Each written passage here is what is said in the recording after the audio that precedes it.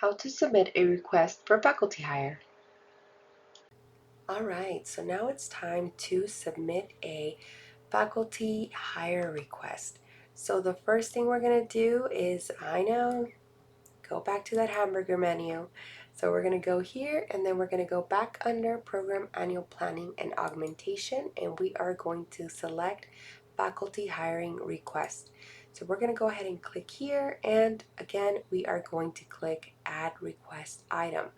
Once we are here, it should take us to this menu, and once we are here, we are able to get started.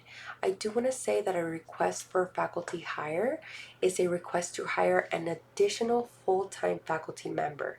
So part-time faculty requests are actually considered between department chairs and deans, and these do not belong in this process. They do not need to be requested through this process at all. So this again is a request for faculty hire, which is a request to hire an additional full-time faculty member.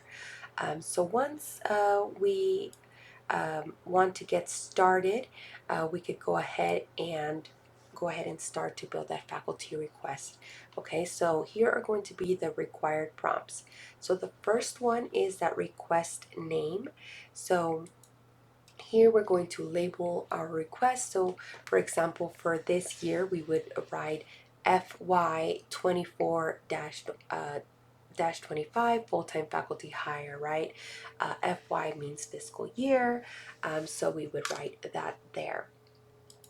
Our next item would be our request item. Okay, so this is going to be very we're going to briefly describe which position we're trying to hire, but we're also going to be very specific, right? So for example, if we wanted a full-time faculty hire for sociology, specifically in ethnic studies, we would say that. Or if we wanted a full-time temporary for 1 year for nursing, specifically under pediatrics. We want to be brief, but we also want to be very specific. Here in this years requested section, we're going to select all the years that we have selected or have requested for this position, right? Including the initial year that it was requested. So it is a multi-select option, so we get to do that. And then here we are asking for which fiscal year are you requesting this hire, and then you're going to go ahead and select. For the example, for this year, we would do 24-25, right? So the years requested would say, hey, we've been requesting this for like 3 years. Please, can we have this faculty hire? And then here you're going to say, hey, we actually want it for the 24-25 year. Okay, so once we are there, we are going to go to block 1 consideration. So block 1 is going to address the need to replace a faculty member due to like vacancy, right? So that's retirement, attrition, etc., and or to prioritize faculty positions which were actually previously prioritized but did not end up in a hire, right? So it asks you, right? So are you requesting a faculty replacement due to the lack of tenure track, attrition, or retirement? Yes, no, or you're unsure. If you're requesting that, right, you're going to kind of give us if the faculty member was retired, if there was issues related to the loss of this faculty member in your department, and the success and retention rates of students, etc. Whatever is related, we really want to know. We want you to describe your department's current status, right, and your circumstances in relation to the loss of this position. And then again, are you requesting a faculty position that was previously prioritized, but you didn't end up getting a hire? So maybe you went through a whole year trying to get this faculty member because they gave you that priority. They were like, yes, go ahead, green light, hire someone, but then maybe there wasn't qualified candidates, or the pool was not big enough, whatever it was. That's what this is asking for.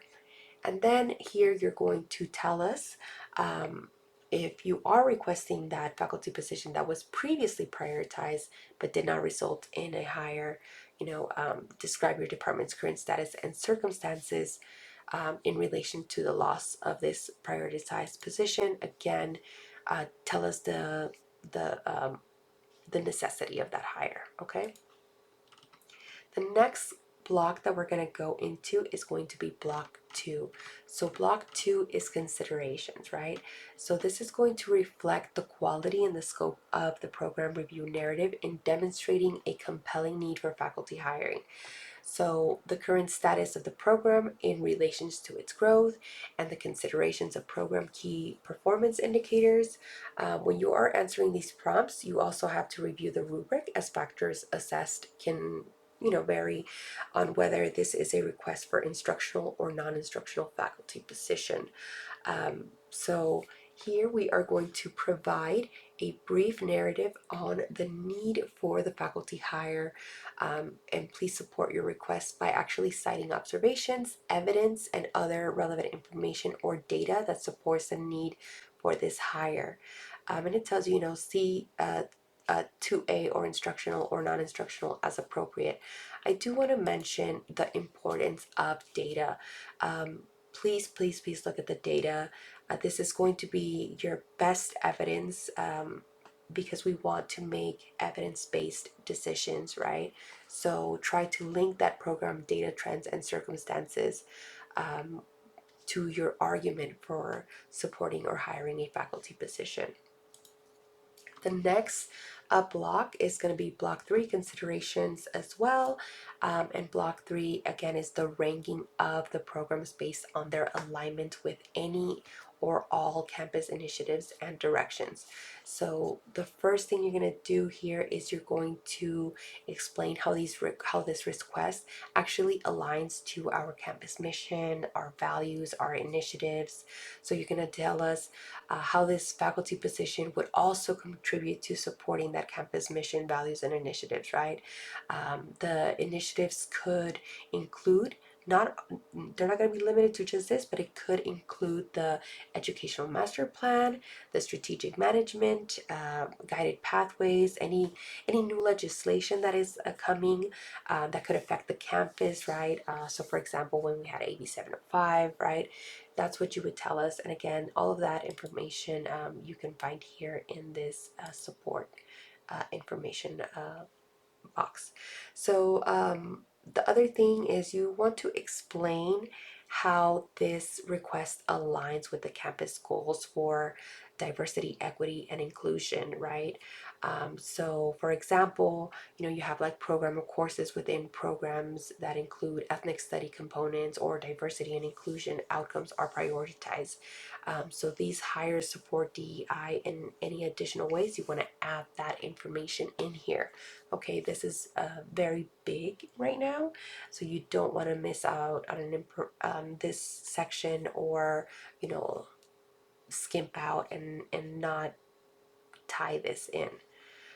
The last block for considerations, you're going to this is for ranking of the program based on matters relating to any type of extenuating circumstances that are raised by the program requesting a faculty hire. So you're going to tell us any extenuating circumstances that were not accounted for or addressed within all of the previous blocks, okay? So it has to not be addressed up here.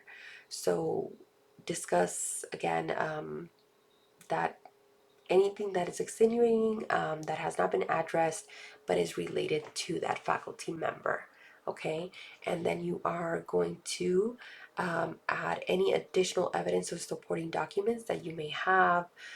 If there's any data that you think this is relevant, like you would add it here.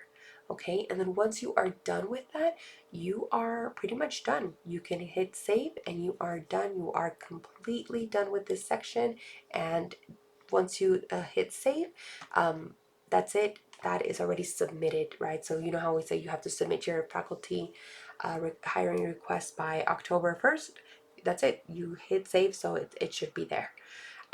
So you are done with that, and I do want to mention that over here you will have access to faculty hiring requests from previous years as well. Okay, so hopefully you gained some knowledge from this video. Bye.